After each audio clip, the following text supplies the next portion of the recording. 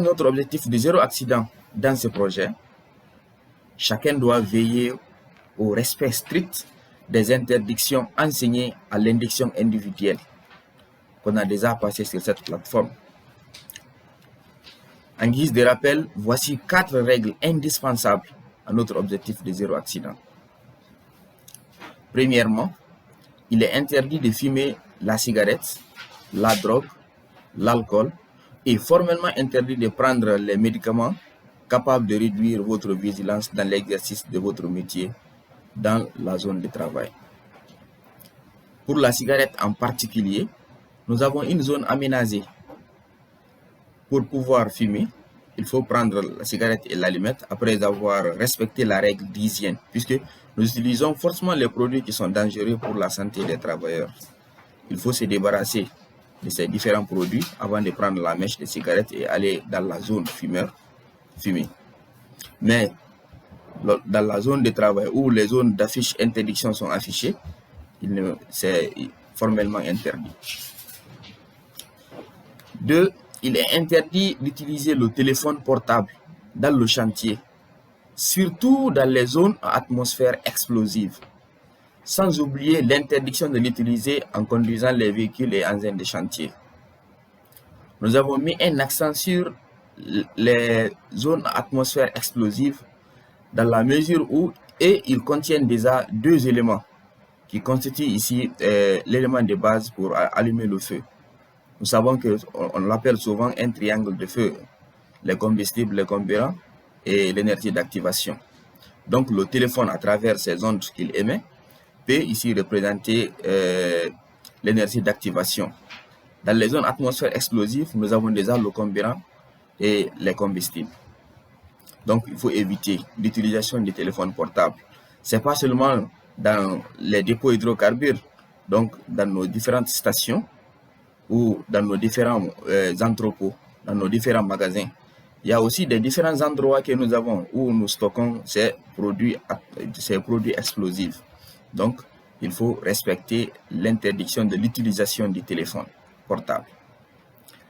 Maintenant, l'interdiction du téléphone ne se limite pas seulement à faire des appels dans le chantier, mais aussi à écrire des messages, lire les plans, se servir pour la lumière ou prendre les photos de chantier.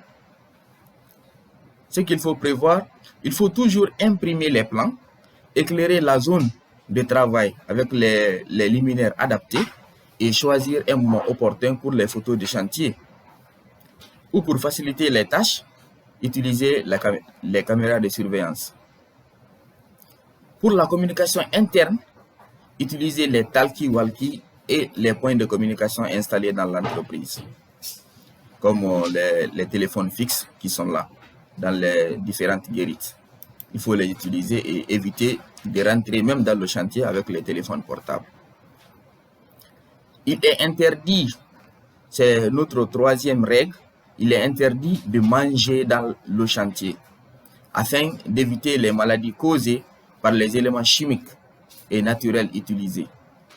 Dans le chantier, nous utilisons les cicalatex, nous utilisons les peintures, il y a là le déversement, si c'est dans un dépôt, le déversement des hydrocarbures.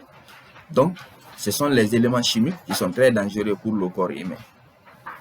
Et naturel, par exemple, la poussière du ciment.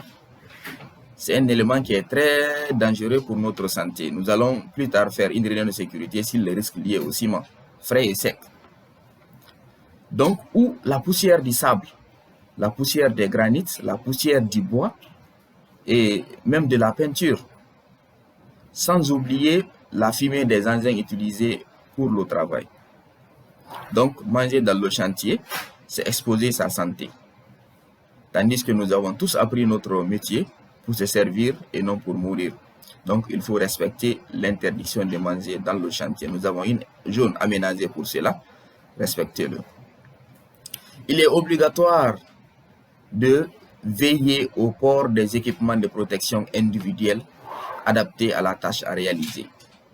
Dès la rentrée du chantier déjà, vous voyez notre affiche, le port des équipements qui sont obligatoires. Ce n'est pas dit simplement que c'est un ouvrier, que c'est un manœuvre, que c'est un technicien.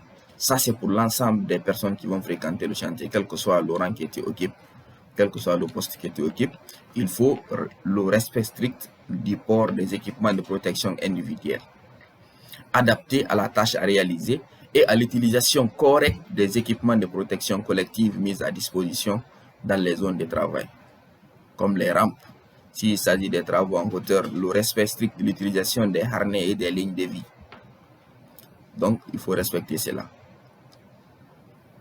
Ne pensez pas, parce qu'un accident ne vous est pas arrivé, que cela ne peut pas arriver. Restez toujours vigilant et respectez les